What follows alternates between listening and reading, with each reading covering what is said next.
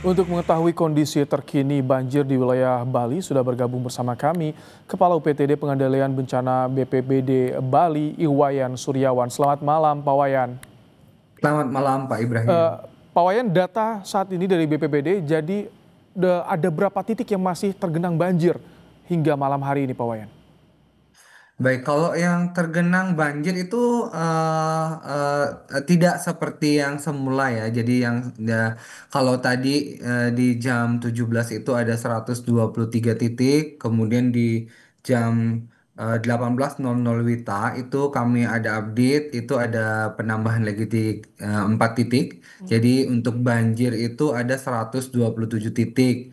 Nah, kemudian Uh, selain banjir itu juga ada tanah longsor itu 20 titik, kemudian ada pohon tumbang 14 titik, kemudian ada jembatan jebol juga itu di 2 titik, kemudian tembok, penyengker Oke. itu ada di 4 titik, kemudian senderan ada 7 titik dan termasuk tembok jebol itu Artinya ada di sampai malam ini belum surut ya, Pak Wayan, untuk yang kondisi banjir?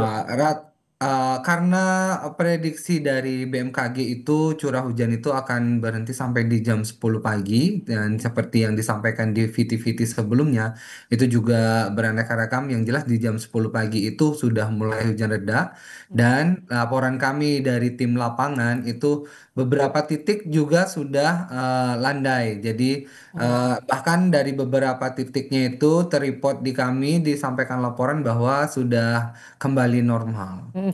Bagaimana dengan pencarian korban? Kabarnya ada 2 korban yang hilang, Pak Wayan. Baik, sampai saat ini operasi pencarian itu masih terus dilakukan. Jadi belum ada arahan lebih lanjut untuk yang masih belum ditemukan. Tapi lokasi kemungkinan korban hilang diketahui itu sudah diisolir atau bagaimana? Difokuskan di titik pencarian di mana? Belum, masih ada penyisiran di sepanjang sungai. Oke, jadi untuk data hingga Rabu malam 9 orang meninggal dunia akibat banjir ini. Iya, betul. 9 orang itu ada di Denpasar 5, kemudian di Jembrana 2, di Badung 1, kemudian di Gianyar lagi 1. Pendataan untuk korban apakah masih dilakukan atau itu sudah data resmi, data valid? Tidak ada lagi korban yang masih dicari atau laporan keluarga yang anggota keluarga mereka hilang, Pak Wayan. Oke, baik. Data ini sementara akan terus bergerak karena kami sampai saat ini juga masih terus update dan koordinasi dengan seluruh stakeholder yang tergabung dalam operasi penanganan di lapangan.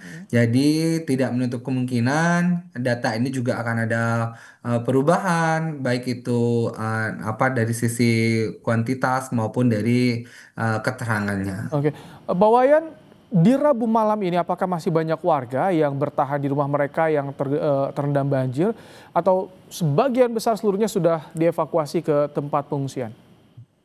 Baik, kalau di waktu genangan air itu masih tinggi, itu justru banyak warga yang kita evakuasi, baik itu di sekitar wilayah rumah mereka maupun ke tempat pengungsian yang sudah ditunjuk.